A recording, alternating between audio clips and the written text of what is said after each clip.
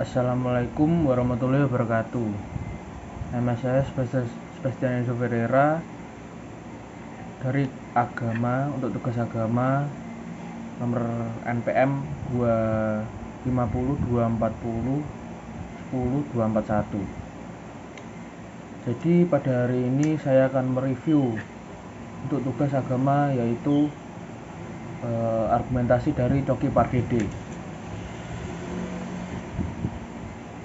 Untuk bagian pertama yaitu Coki berargumen bahwa humor adalah cara untuk membicarakan ketidaknyamanan dan masalah hidup secara jujur. Ia memakai komedi sebagai media untuk menyampaikan realitas yang tidak enak. Tanggapan saya adalah humor memang alat komunikasi yang kuat. Dalam teori komunikasi, humor merupakan resistensi audiens dan membuka ruang refleksi diri evaluasi untuk seseorang. Namun harus membedakan antara humor sebagai refleksi dan humor sebagai pembenaran. Jika humor digunakan untuk mengkritik diri dan mengajak audiens berpikir itu bagus, tapi jika humor menjadi tameng untuk menghindari tanggung jawab atau meremehkan dampak sosial, itu yang bermasalah. Bagian 2 yaitu Coki menyatakan bahwa pengalaman kelam termasuk kecanduan memberi pelajaran dan proses introspeksi yang menekankan perubahan harus dimulai dari diri sendiri. Bagi saya dia benar. Faktanya perubahan itu harus dimulai dari sendiri, bukan kita harus menunggu orang lain.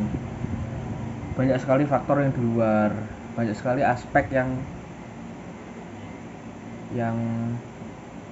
di dalam perubahan diri kita, dari keluarga, lingkungan pertemanan kita, lingkungan akademis kita, dan lain-lain. Sebenarnya perubahan diri itu sebenarnya tidak cukup hanya dari niat pribadi, tapi harus diberi dukungan dari sosial, dari sistem rehabilitas seperti rumah sakit dan lain-lain, dan lingkungan kerja yang membentuk kita sampai saat ini.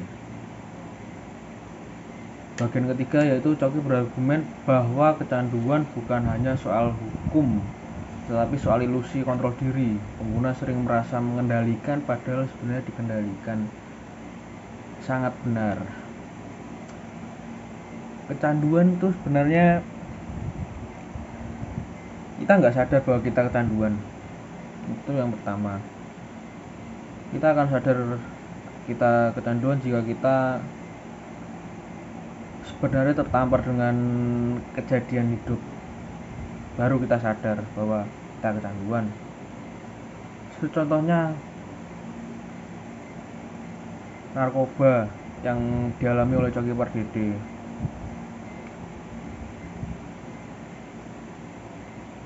Secara aspek hukum dan sosial, ya hukum dibuat untuk melindungi masyarakat. Pendekatan mereka tepat adalah kombinasi antara pendekatan medis, psikologis, dan regulasi.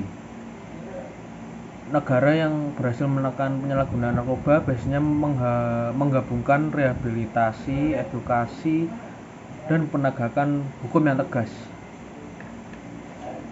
Secara kesimpulan, 3 argumen Coki yang membuka ruang diskusi itu penting sebenarnya. Humor bisa menjadi alat refleksi, tapi harus disertai tanggung jawab yang besar. Perubahan memang dimulai dari sendiri, tapi butuh sistem pendukung yang benar, yang tepat, efisien dan efektif. Kecanduan adalah persoalan biologis dan psikologis.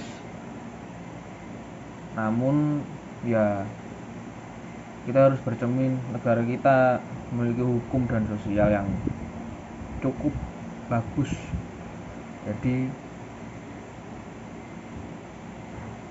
sebenarnya secara ngomong narkoba mungkin cukup mudah untuk melakukan rehabilitasi dan edukasi di masyarakat. Sekian, terima kasih.